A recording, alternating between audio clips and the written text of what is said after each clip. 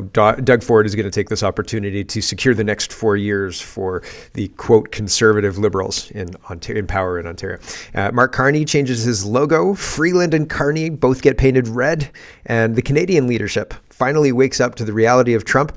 But I think the switch here, or the thing that we're missing, is that they want a trade war with Trump, so they can make him the bad guy and say, look how bad Trump is. He's the reason for all of this. We didn't do it. He did it. It's his fault. It's his problem. He's the new Stephen Harper, right? It's all Donald Trump's fault. And so with that new scapegoat in place, they can get him to be a heel, right? As a la wrestling, and pin it on him and have all of Canada say, yeah, it's Donald Trump's fault, right? Kind of Tai Chi that Trump hate into he's the reason for Canada's problems too. That's what the play is, I think. And so this trade war for the Liberals, they're actually going to make these lemons into lemonade and say, ha ha ha, Donald Trump is actually to blame, and we hate him and he's so mean. Except that most Canadians are like, yeah, no, we're on the Trump train. Thanks very much. So it's weird, it's wild and crazy. 2 days out from Trump, there's lots and lots of things going on. There's rumors that there's an attack planned for January 20th in 10 American cities, and Antifa is quarterbacking the plan. And it's one of these people who predicted the last assassination attempt of Trump. And who knows, right? Who knows about any of that kind of stuff? I'm watching Psych, which is a buddy cop show about a guy who is not psychic but pretends to be psychic, and the police think he's psychic. And so it's kind of like that. But still, it's one of those things. Anyway, there's lots to get to. Let's get to it. Contrarian says Mel Jolie is basically saying Canada would become a third world country. Mass unemployment, housing crash, massive inflation. Maybe they should have thought about this before insulting Trump for months on end. Yeah, this is the plan, though. The plan is they're going to pin it on Trump, and they're going to get Canadians to hate on him because we're easily led, it seems. Here's Mel Jolie. Taking these tariff threats very, very seriously, because we know that the impacts on Canadians would be really, really, really difficult. And why I'm saying that is we know that there would be lots of job loss across the country. And we know that this would also have an impact on cost of living for Canadians. I won't go into the details of what that figure is like, but definitely we have numbers that are highlighting how much this could be devastating. This would be taking. I don't want to get into the details, but trust me when I tell you it would be devastating. Great. Could you get into the details? How devastating would it be? Are these details public? It seems very, very scary rhetoric, and that's the point. They want you to be frightened, and they're going to blame Donald Trump. They're going to say it's his fault. It's his fault. He did this. He didn't do this. We are in a weak financial position because of bad policies that the Liberals have put in place. Table Salt says, major breaking, severe economic damage to Canada. From Washington, Minister of Foreign Affairs Jolie preps Canadians for potential tariffs next week. By comparing this trade war to the COVID era, she hints that the numbers are so bad she won't release them. So it's meant to stoke fear. It's meant to stoke uncertainty, I think. And again, the reason for this, Rex Glacier highlights, Libel says, what is she hiding? And Rex says, Jolie is hiding the fact that the Liberals want a trade war with Trump to save their party. The optics get all turned around when you blame Trump, when you think it's Trump's fault for the Liberals' failures. But it's not Trump's fault. It's the Liberals that failed. That's the reality of the situation. And this whole everybody's got to be on Team Canada approach, it's not going to work.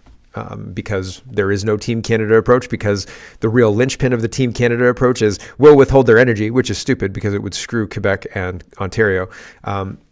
We can't withhold their energy because it would have negative impact on Canadians, right? And Danielle Smith seems to be aware of that, at least, where everybody else seems to be either ignoring it or not aware of it. But I can't imagine that they're not aware of it, because I'm a dude in my garage and I'm aware of it, so they must be, right? And anyway, Marco says, I proudly support Alberta's Premier Danielle Smith. 9 out of 10 premiers are united in their desire for Prime Minister Trudeau to lead them in a delusional economic war against a neighbor 10 times our size. Smith doesn't want to go along.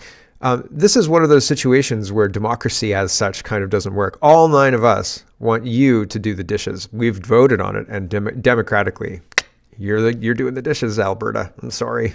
Sorry about that, but you've got to listen to us because that's democracy, right? But it's not democracy, and that wasn't ever the intention of democracy either, to have 9 provinces bully one province to enter a trade war with the United States. It even seems ridiculous when I say it like that, doesn't it? It's crazy. Anyway, a few Trudeau economic achievements include, says Marco, 1, his budgets never balance themselves. 2, he thinks it's the job of bankers to worry about the economy. 3, he is unconcerned about monetary policy. 4, he thinks government debt is disconnected from citizens. 5, he caused the greatest inflation surge in a generation. 6, he's doubled the national debt. 7, he has multiplied Canadian poverty, hunger, and homelessness. 8, he thinks economies grow out of hearts. 9, he thinks tax rates control the weather. 10, thinks people's prosperity comes out of a credit card. 11, his own Liberal Party booted him for pushing dumb economic gimmicks. But he hasn't left yet, and his hold on power seems stronger than ever. Premier Danielle Smith should be congratulated for refusing the economic leadership of a man with such a dismal understanding of fiscal and economic issues. Every Albertan should be proud of her. Yep. Probably, right? But again, I have to ask, what's your game, Danielle Smith? True North brought Nenshi on, and Nenshi says, Alberta's Danielle Smith has had the worst week in politics. I only want to hear him say that. He reminds me of there's a Star Wars character from the first trilogy, or the new trilogy, the 2000 trilogy, the Phantom Menace trilogy. He reminds me of a character in that, but I can't remember the character's name. But Haas, anyway, I can't remember his name, but he reminds me of that character. I'm going to see if I can find the guy's name. Here's Vasi and leader of the NDP in Alberta, Nenshi, wanting to not show Canada's hand. What hand? I don't know what he's talking about. What, hidden things Canada can do. I think that somebody's going to walk in and show them the balance sheet and say, hey, Canada, if you don't do what I want you to do, see this $200 billion that you rely on right here? See that? I'm going to blow that hole in your entire country until you do what I want you to do. I don't think we're going to have a choice. Anyway, here's Nenshi. The Premier has made her position on the possibility of export taxes on energy exports, or a tariff heading out, or the blocking of those exports pretty known. What is your position on that? Well, here's the thing. The Premier has had the worst week in politics. Those of us who are in politics cringe at what has happened to her. She started off on such a high because she was able to get to Mar-a-Lago. She was able to get Trump's ear. But then she realized that she couldn't charm the guy, and he told her to go pound sand. And now she's kind of stuck. And all she's got is her old talking points that she's been repeating for many years, even since before she was in politics. And here's the thing. You don't go into a poker game with your cards face up. You don't go to a used car lot and say, this is the car of my dreams. Are you playing Texas Hold'em? Take my money. And that appears to be her negotiating strategy. She thought that charm would win the day. But of course, it's not going to win the day. And we need to be much more thoughtful and much more strategic and not just play all our cards up front. I think that the cards have been played. I think that Canada ignored the card game until somebody said, hey, Canada, you lost all your chips, eh? And we went, what? Actually, Justin Trudeau's advisor went, what? And then went, sir. This is weird, and this may sound strange coming from me, but doesn't this look sloppy? He's got I know I wear my outside sweater and my fuzzy sweaters and things like that. I know I have 2 different sets of earphones on, and I know I don't shave before I come on my show here. But it's a blog, and it's kind of like my hobby. Like, I'm doing this for fun. And I remember watching a segment when I was a kid, and I really liked the segment. It was on City TV News, and it was a guy in his bathrobe, and he had gone through multiple newspapers. Like, he got 5 or 6 newspapers, and the television crew walked into his house, and he had all these newspapers on his table, and he kind of started standing at, like, picture an island in a kitchen, right? And there's newspapers all around the island. And he'd open the paper, and he'd show people the highlighted news story. He'd read some of it, just like I do, and he'd kind of make a comment to the camera, and then he'd move on to the next one. It was like quick fire stuff, kind of like what I do, right? And I thought, this is great, right? And that, I didn't mind him being in a bathrobe. I thought that was fine. But this guy looks sloppy as all get out. Like, what is going on? He's got greasy hair. He's got kind of a pseudo goatee, but an unshaven beard look. I don't know what's going. His side, like, my hair was too long yesterday. I got it cut because I was like, oh, I'm looking terrible. I'm looking like I'm losing my hair here. But you don't want to look like that, right? But so I try and not deal with the sideburns being too fuzzy or whatever. But this guy, it's a mess. What is this, the 1970s, for crying out loud? The handlebar mustache? It's insanity. This is CBC News, and they're talking about Danielle Smith. And I was just showing this to you. Ray says, video proof of Scott Moe's complicity, quote, "We in Saskatchewan continue to be Canadians," is what he says, but he says it in a way in which he knows fully that there are a lot of his constituents who won't be happy that he signed on to Doug Ford's cringy Team Canada. I don't want to listen to this. I just wanted to show you how unkempt it looked. I thought, man, like, come on, you're representing yourself at least. Like, clean up here, man. What are you, a hippie?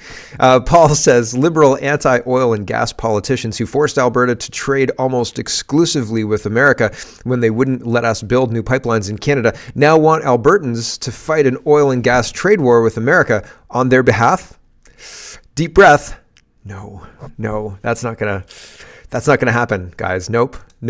Team Canada approach means yay for Chinese traders in our government, and boo to anybody who wants to know the names of the Chinese traders. Yay, Team Canada approach. What are you talking about?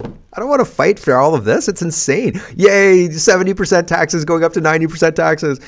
No, thanks. Oh, please tax my capital gains. No, right? Get your head out of your ass, you morons. It seems insane. Oh yeah, fight for Canada. Fight for the country that loves you. Get bent. You obviously hate us. And like, you want us to fight for you? No. Andy Lee is responding to Tristan. Tristan says, I'm writing about this in more detail, but Canada shutting off energy exports to the United States would be an even dumber version of the Canada Post strike. We'd shut off the taps. They'd immediately find other suppliers. And when the taps came on, they wouldn't want it anymore. And Andy Lee says, thank you. Yes, we do not want the United States to realize they have other options. Use your brains, everyone. We want them reliant on us. That helps us, right? That's a guaranteed customer, right? Alberta only sells to the United States, and that seems to be okay. And if the United States is like, right? That's bad for Canada, really bad for Canada. And so going in this direction would be a bad idea. It wouldn't help. It would hurt. It would harm us. It would hurt us. Zachary is responding to the IRCC. IRCC says Palestinians who have arrived in Canada can now apply to receive one-time financial assistance to meet their immediate needs. And Zachary says Black Hawk helicopters patrolling the border doesn't matter. When the government lets in thousands of Gazan refugees, most of whom still support the Hamas terrorists, and start handing out money. The Americans are correct. Canada has become a national security issue for them. So these guys are all looking at this in a strictly trade situation. Scott Moe, Doug Ford, the Team Canada guys are looking at this from a trade situation, and they're just ignoring what Donald Trump's asked. He has asked clearly, I want your borders tightened up. Stop bringing in terrorists. Stop bringing in people who hate us. Stop enabling them to walk across the border. Stop making drugs in Canada and sending it across the U.S. border. And instead of dealing with any of that, having a task force to deal with any of that, we've got prorogation, political games, Mark Carney being parachuted into leadership of the Liberal Party, Justin Trudeau chairing the U.S. Canada relations thing to try and head this off. But again, they're going in a business direction rather than actually dealing with the real issues of importing people who hate us and giving them a bunch of money, right? Oh, and then losing them, right? Like, how many Palestinians did we lose? How many Syrians did we lose? How many Indian students have we lost who've just crossed over to the United States?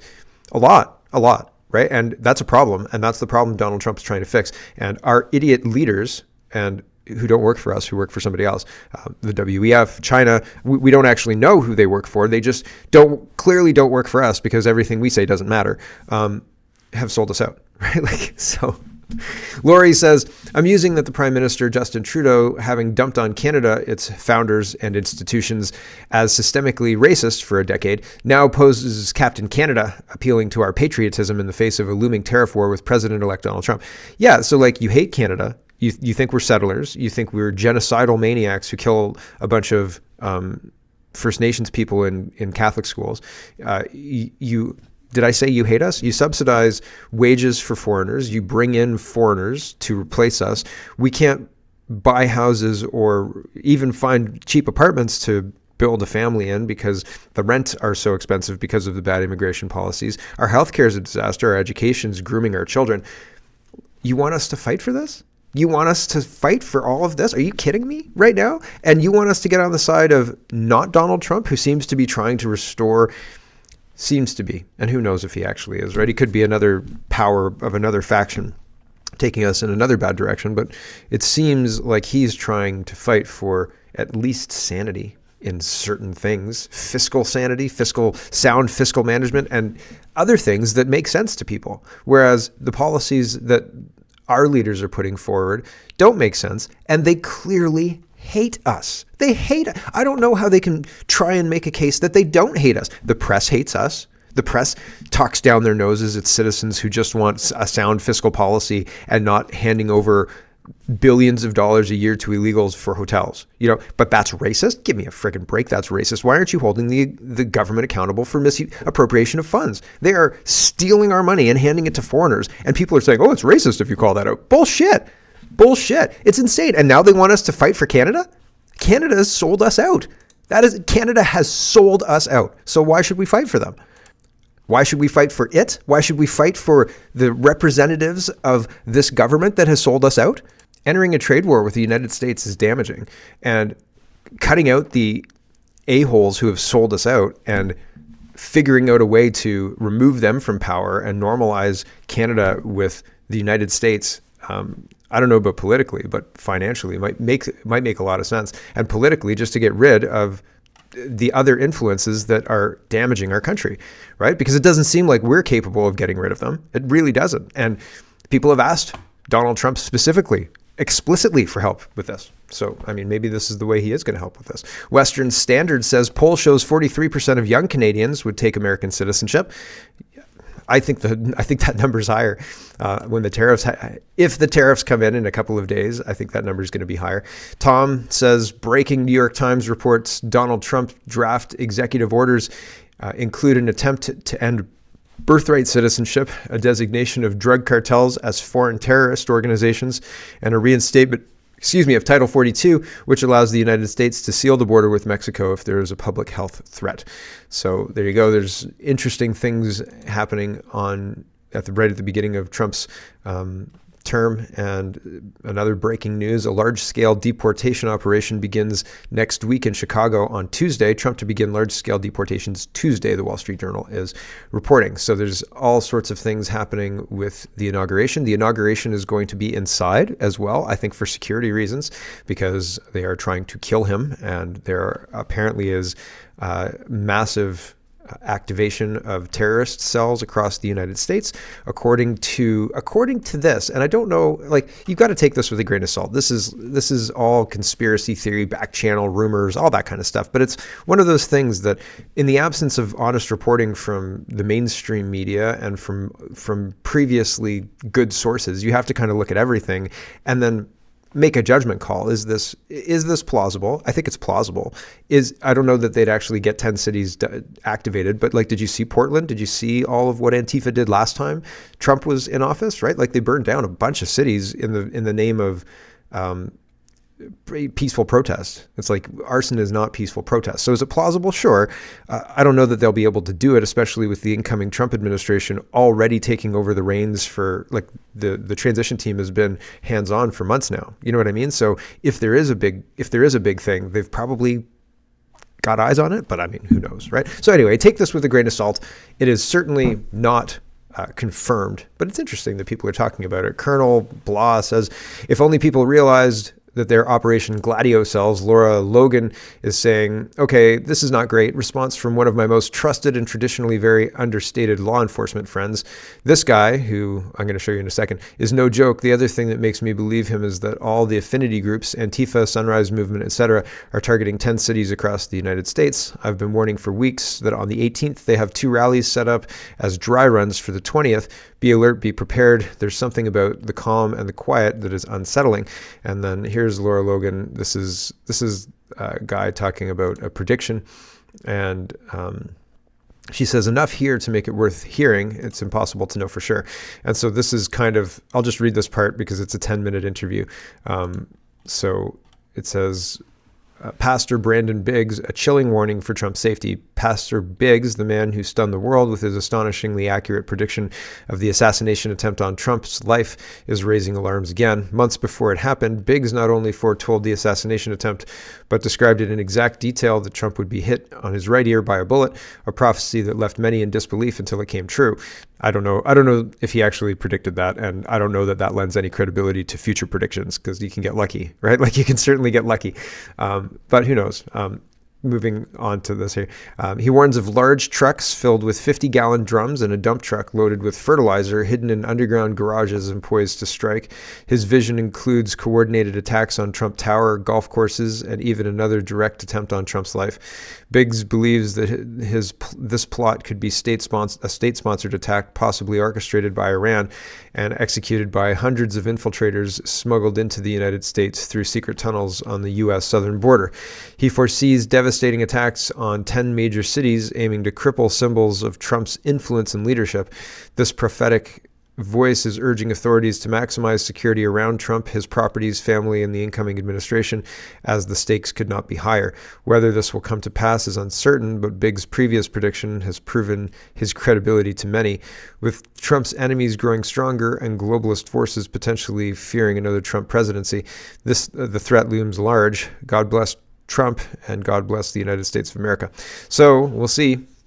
We'll see how this all goes. I mean, is it plausible? As I said, could happen, but it's a lot. And if people are taking, I mean, the inauguration has been moved from outside to inside, and I wouldn't be surprised if they moved it again or made it smaller or something to that effect, because I think we're probably at war, and I think probably Trump is one of the few people who understands how real that statement is, and so he's capable of responding fast. So, but we'll see. We'll see.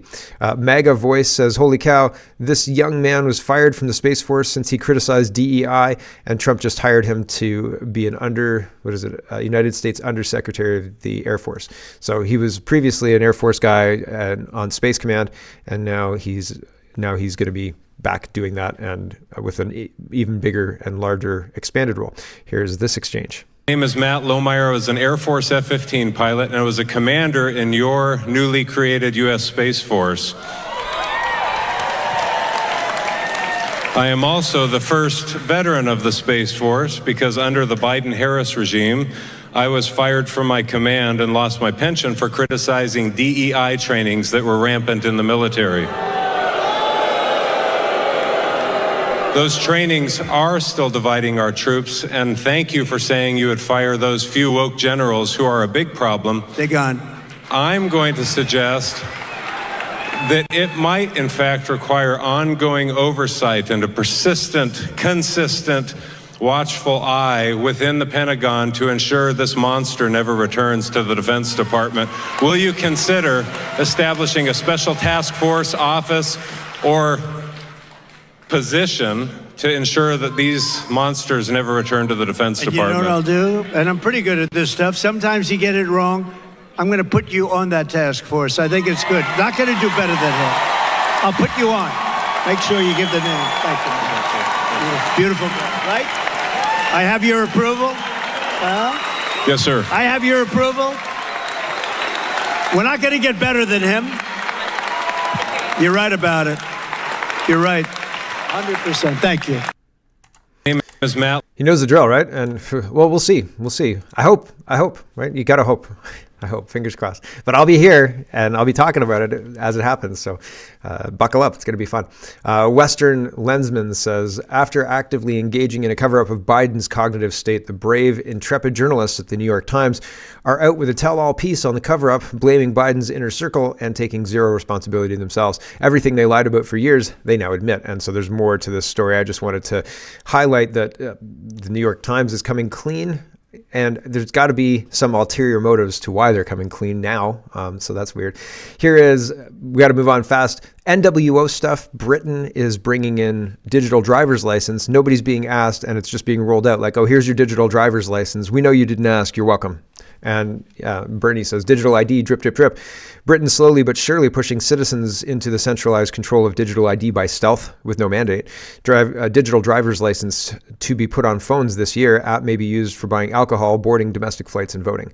No thanks. I'm not going to be using a digital app for that. Right blend. And this is NWO because the NWO is trying to use intimidation tactics to demoralize you from standing up. Strong men are taken and destroyed through legal means, and they are so thoroughly destroyed that it's a warning to anybody else who would do anything like they would do. And because they want to prevent anybody else from standing up, right? And so Pat King, in his statement, says that he would rather have MAID. He says, if you give me 10 years, I may as well get MAID. I don't want to live in a country where that's the punishment for standing up. I had to bring up remorse. I'm sorry for what I did. The uncomfort people went through. I've been living that for years. It's 1,000 days since the arrest. I've lost friends. I wouldn't suggest anyone follow my path. I wouldn't allow anyone to do what I did. I'd scream at them from the top of my lungs. If Your Honor is worried about lesser sentence because may not send a message, I have a message. Think of the cost. I'm over $250,000 into lawyers' fees. I had to rely on begging online. I do not have access to my funds. Canadians saw hardship in my actions, and no one wants to do what I did. You will never see me in this town again. I make a solemn promise. I will never be here again except for court. I just want to live my life. I want to be in a hole and die sometime. I'm done. I don't want anything to do with it anymore. He says up here as well, I don't want to be in Canada. I've lost my pride. I don't want to be in Canada. I don't want anything to do with protest. People don't want to hire me or say my name. I'm lucky I have someone who hired me remote. I'm nervous to take it. I will take it if I don't go to jail. And in that, I'm still nervous because if some employees know who I am, they may not like me. My mother doesn't want anything to do with me. I'm sorry I did this to my family. I'm sorry that I did this to my mom. When they talk about things going on to convoy, talk about trucks parked, they found me guilty. When doing that, no injunction, guided by police. If you ask if I'd do it again, I wouldn't. The harassment, I hope Canada doesn't go down that path. If anyone knows me, I laugh in uncomfortable situations. I laugh in nervous situations. When you hear me laugh, it sounds cynical. And that's when he talks about, if you give me 10 years, I'd rather have MAID. There's some other stuff I'll talk about.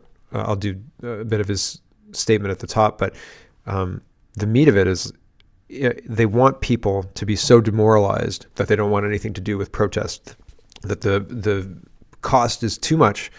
And instead of standing up for your rights and how you view the country, they want you to not do that. They want you to view the cost of doing that as too much and to just grin and bear it, let them do whatever they want. And that's wrong. I think it's wrong what they're doing to him. They want 10 years now, I guess not 13 years. But even that's far too much. He wasn't a leader. Like, he didn't organize anything. He was a road captain at best. He was there, and that's that. And he's not responsible. Pat King is not responsible for other people's actions. He was just there, and he's getting 10 years. Unbelievable stuff. Or they're looking at even giving him 10 years. That's unbelievable. The sentencing is February 7th. I'll just read some of the beginning of his statement. Right blend was in the courtroom, and he's paraphrasing the statement. So this isn't his full statement as said to the court, but it's paraphrased through Right blend. So sorry about that. Right blend says, surprise, Pat King speaks. He says he feels remorse. He did not expect it to happen. He honors and respects the court and accepts the findings of the court. He comes from a long line of family who spent time in the military and takes a lot of pride in the country. He takes a lot of pride in family and who he is, and his pride has been vanished, defamed, slandered, raked through the coals, and more than he can shake a stick at. He is extremely sorry for what happened to Ottawa and apologized for his actions. Intention was not to hurt citizens, but to speak to government, and it never happened. King says that it was very dark. Government didn't help, in fact, hindering, and people frustrating and speak on my behalf, and I was frustrated and hurt and lost friends. I own my actions. I served 6 months in OCDC, and while in that jail, went through harsh conditions no one should have to. I was mistreated. I was threatened by guards and inmates. Was held in isolation for 38 days with the lights on. Guards would pound on the wall, on the doors, and wake me up. was put in a cell with a man for double homicide for mischief, and I lived with that man scared I would be killed in my sleep. I was given no opportunity to have medical care when asking, and I screamed and yelled, and it almost led to a staph infection. It wasn't until one guard came up and spoke and said, "You have this man in maximum wing for mischief. He needs medical care. He needs to be out of here." He brought me to the infirmary. He got me medical care. The treatment I went through, the solitary confinement, it was torture. I did not deserve that. Constant threats.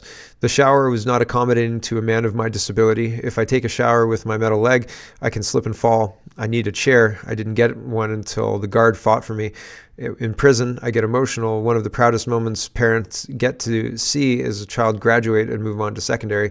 So proud of my oldest kid, so smart, was accepted to Tokyo School for Aerospace, and I was going to see his graduation, and I missed out on that and strained the relationship with him. So when you read in PSR, I've strained relationship, it's because of this. And for that, I'm ashamed of what I did to hurt my son in that way, one of the worst feelings in the world. Now I get out of jail, and in repair mode, I'm under constant surveillance, and not only by law enforcement, but my sureties. I'm constantly under watch. I lived for 2 years with a lack of sleep because of door knocking for a year and a half at 3 a.m. It wasn't regular knock, but the boot on the door. It would jump me out of bed. I don't sleep well. I barely get an hour or two. So when we talk about what people went through in Ottawa, I can relate and understand. King is emotional and crying and sincere. My funds were locked out. For my son to go to college, he had to decline because I couldn't get the funds out. My younger son going to college next year, and I can't get funds. They're geniuses, and I'm not trying to say that they were raised by me. I raised them to say that I grew up with troubled past, but made a change and worked hard to make a change and be a contributor and make an example. And now my children are embarrassed. The attack online and stalking have come down on me, my son, my fiance. We go through harassing and stalking from all aspects of Canada. I don't have access to travel. I don't have access to go on social media. My bank accounts are frozen. I can't make money from podcasting. The strain this has put on my family, the media, propaganda, the way CBC ran my name through the mud, has drugged my name in a manner that is, I'm afraid to be in public, to be attacked. I've lost my pride. I don't want to be in Canada. I don't want anything to do with protest. People don't want to hire me, say my name, and so I've read most of the rest of that. So that's terrible. That's a message. That's an NWO going after a dissenter. That has nothing to do with justice. That's not justice. When people are being let out same day for gun crime on bail, and we have people looking at 10 years for what Pat King did, that's not justice. Absolutely not justice. Canada sold us out. Maxime Bernier said, is responding to Justin Trudeau. Justin Trudeau says, there's been almost a 90% drop in illegal crossings at our southern border by foreign nationals in the last 6 months. We've ramped up visa scrutiny, and it's working. Maxime Bernier says, why did you let those foreigners illegally cross for years at Roxham Road and elsewhere in the first place? Why did you wait years before ramping up controls? Why did you spend your last 2 months in office finally recognizing that everything you did was wrong and reversing it? Well, because he's a globalist, and he's realized that Canadians won't tolerate this anymore, and he's trying to save his party. Yeah.